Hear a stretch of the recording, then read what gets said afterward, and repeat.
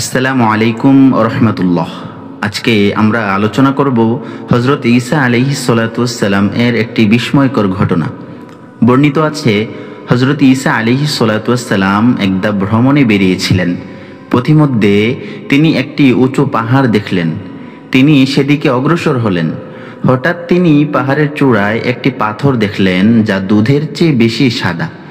তিনি তার চারপাশে হাঁটতে লাগলেন এবং তার সৌন্দর্যে অভিভূত হলেন। অতঃপর আল্লাহ তাআলা তার প্রতি ওহী পাঠালেন যে, হে ঈসা, তুমি কি পছন্দ করবে যে তুমি যা দেখছো আমি তা অপেক্ষা বেশি আশ্চর্যকর বিষয় তোমার সম্মুখে প্রকাশ করব? তিনি বললেন, অবশ্যই হে প্রভু। তখন পাথরটি ফেটে গেল। দেখা গেল তাতে একজন বুজুর্গ ব্যক্তি দাঁড়িয়ে আছে। তার পরনে পশমি জুব্বা, তার হাতে একটি সবুজ ছড়ি এবং তার দু চোখের সামনে আঙ্গুর।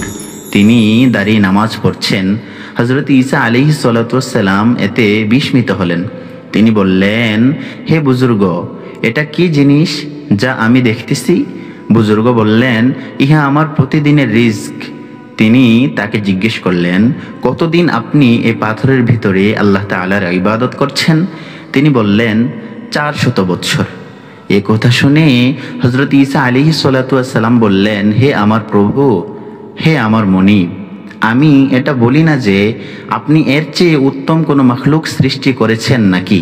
তখন আল্লাহ তাআলা তার প্রতি ওহী পাঠালেন যে, মুহাম্মদ সাল্লাল্লাহু আলাইহি ওয়াসাল্লাম এর উম্মতের কোনো ব্যক্তি শাবান মাস পেল এবং 15 তারিখ রাতে নামাজ পড়ল, তবে এই ইবাদত আমার কাছে এই 400 বছরের ইবাদত অপেক্ষা অতি উত্তম।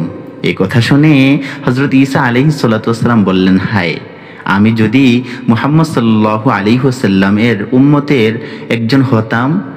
অর্থাৎ এটা বুঝিয়েছেন যে আমরা রাসূলুল্লাহ সাল্লাল্লাহু আলাইহি ওয়াসাল্লামের উম্মত হয়েছি এবং আল্লাহ তাআলা আমাদেরকে মনোনীত করেছেন। আলহামদুলিল্লাহ, আলহামদুলিল্লাহ। আমরা শুকরিয়া আদায় করা দরকার যে আমরা না চাইতেই আল্লাহ তাআলা আমাদেরকে সর্বশেষ নবী হযরত মুহাম্মদ মুস্তাফা সাল্লাল্লাহু আলাইহি ওয়াসাল্লামের উম্মত হিসেবে আমাদেরকে গ্রহণ করেছেন। আলহামদুলিল্লাহ। যেই নবীর উম্মত হওয়ার জন্য প্রত্যেক নবীর আকাঙ্ক্ষা ছিল, আক্ষেপ ছিল, কিন্তু তাদের ভিতরে হযরত ঈসা আলাইহিস সালাতু ওয়াস সালামের দোয়া আল্লাহ তাআলার কাছে কবুল হয়েছেন। অর্থাৎ আমরা অনেক দামি। আমাদের মনুষ্যত্ববোধ, আমাদের ইসলাম ধর্ম, ইসলামের মূল্যবোধ, ধর্মের মূল্যবোধ আমাদের ভিতরে অবশ্যই অবশ্যই রাখা চাই এবং রাসূলুল্লাহ সাল্লাল্লাহু আলাইহি ওয়াসাল্লাম যেভাবে আমাদেরকে বলে গিয়েছেন সেভাবে আমরা প্রত্যেকে মানব এবং সেই অনুযায়ী চলার চেষ্টা করব ইনশাআল্লাহ। ভালো থাকুন, সুস্থ থাকুন। পরবর্তী ভিডিও পেতে অবশ্যই এই চ্যানেলটিকে সাবস্ক্রাইব করে বেল বাটনটি ক্লিক করে রাখুন। আসসালামু আলাইকুম ওয়া রাহমাতুল্লাহ।